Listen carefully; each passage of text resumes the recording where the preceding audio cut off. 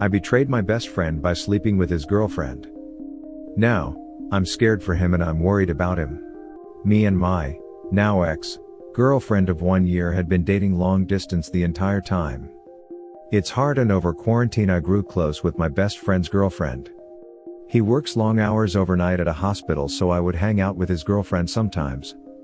She's always been flirty and touchy, and I've known her longer than I've known my best friend actually.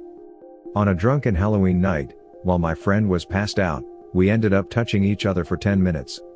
The next day I was sick to my stomach and filled with guilt, but she made me promise not to say anything.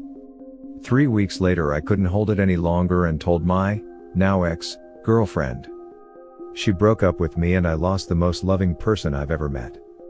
My friend hasn't talked to me since. He's ignored my messages and hasn't spoken to anyone about it. He's internalizing it all. I lost the best friend I ever had. My friend since I was just a kid. I don't know where to go from here. I destroyed my life and permanently scarred the two people I care about most in this world.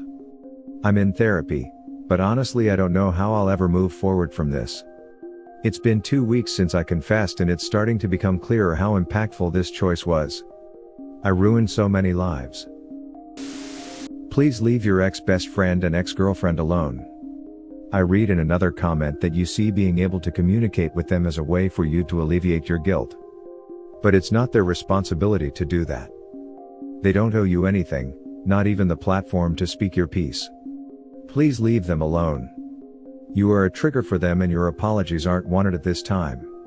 Now for where you are at, you need to get to a place of acceptance that you threw away the privilege of caring for them when you did this. They have every right to never talk to you again, and they are not bad people if they completely cut you off.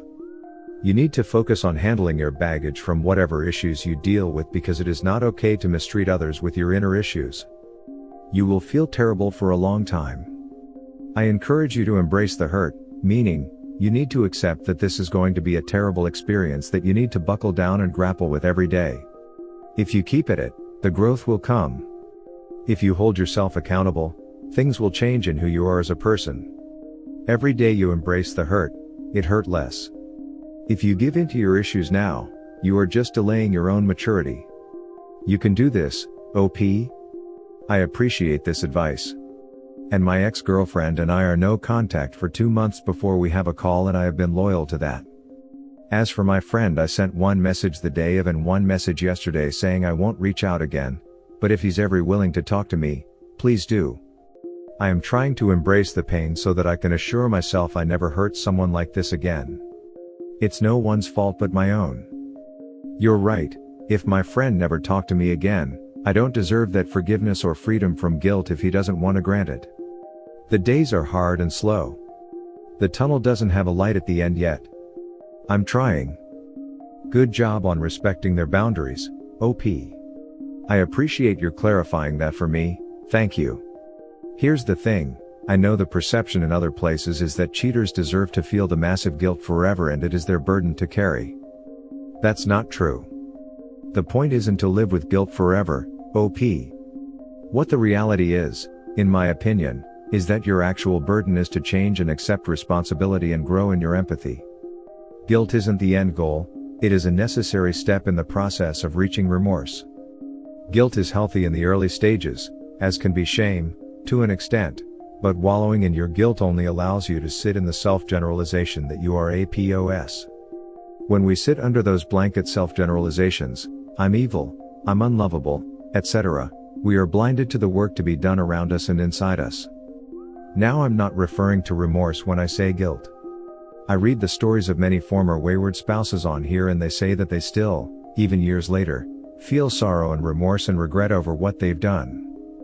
But, instead of using it to encourage self-centered shame, they use it to inspire gratitude for the second chance, or internal growth if reconciliation does not occur, or they use it as further motivation to hold themselves accountable and improve. I encourage you to use your current guilt as a tool to identify areas of growth. Make a list, what you feel the crappiest about, then work from greatest to least. Identify the choices made to get to those things and look for character weaknesses that contributed to these moments that you feel crappiest about. Look at these things and, instead of going and slipping into self-pity, Start game planning how you're going to tackle each one.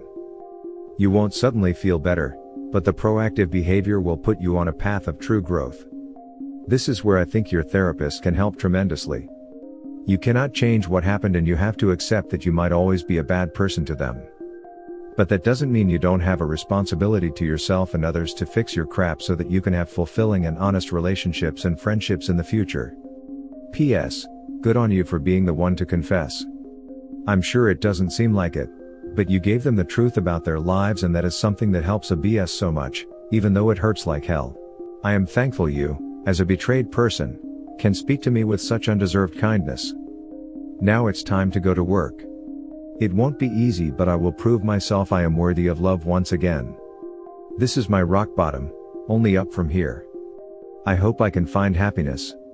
I hope those I've hurt find it first. At this point, the important thing is that you learned something. Never forget that failure is, and forever will be, the greatest teacher. Think about the actions that lead to your bad decision and figure out a way to do things differently, so that it never happens again. That's what is called learning from your mistakes/bad decisions. Welcome to life. No one is perfect, you wouldn't be human if you were. Best of luck. No one is perfect, but rarely are they this evil. Probably the worst thing you can do and not be criminally punished for. Yep, it's bad, but unless you actually wanted to cause all the carnage, then I wouldn't say evil. And since you're posting here, and confess to your GF, I'm going to say, you didn't want all of that to happen. With my ex-girlfriend we at least talked and I had a bit of closure, and I know she has a support group of friends to get her through this. My friend, however, who was double betrayed, is internalizing it all and won't talk to me and doesn't have anyone to talk to. I'm scared for him, I'm worried, but I also need the release of the guilt too. I don't know if that will happen. You're worried for him and scared for him, but you didn't think about that before while trying to get with his girl. Why is that? It's because you don't care about him at all.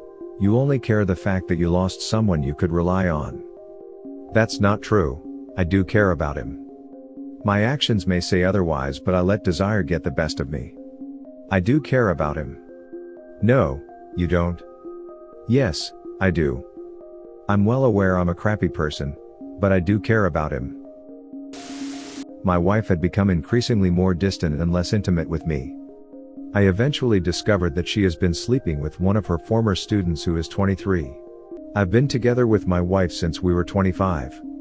We've been married for 10 years and we have 3 children together. We both work full-time and there has been considerable tension in our relationship since our 3rd child was born.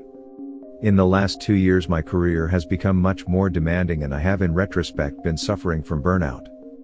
My wife has expressed frustration over this time that I have been less helpful and more withdrawn around the house with her and the kids. In her defense, I can't deny any of this behavior. I have been struggling for a while with work-life balance and being able to deal with stress.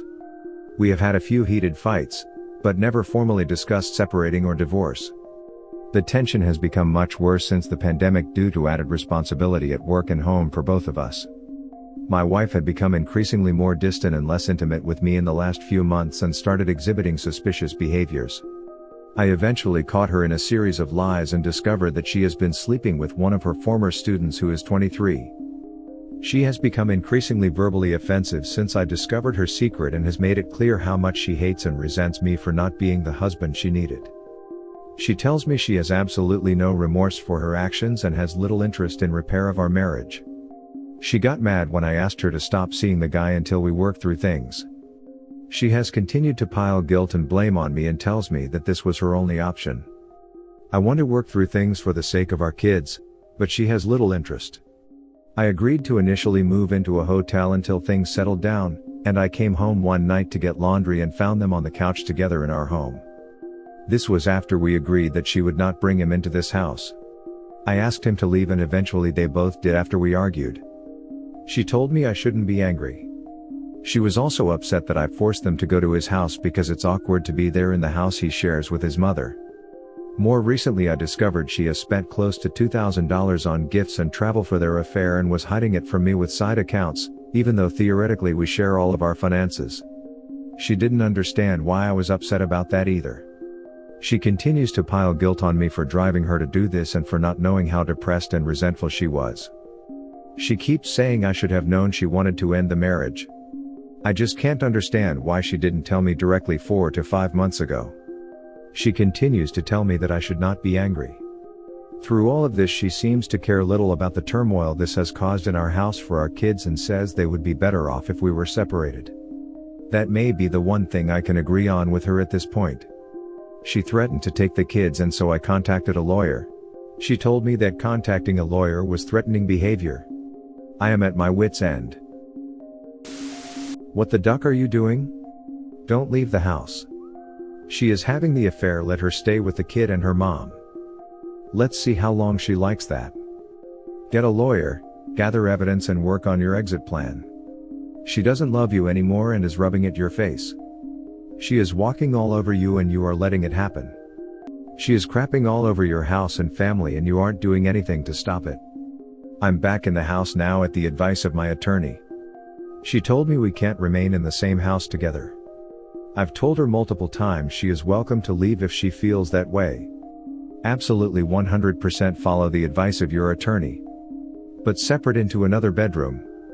Do not engage with her. Research Grey Rock and 180. Read Leave a Cheater, Gain a Life and other resources on chumplady.com. Relieve your anger by working out. Cry when you are alone in your car or bed. But 100% minimize as much contact as possible. Your best chance at healing is disengaging. I understand it can be difficult while still living together, but it's clear we make this difficult, so do it things properly. And get a good therapist to even to and cope with the trauma. Good man, follow that lawyer's advice like it's made of gold.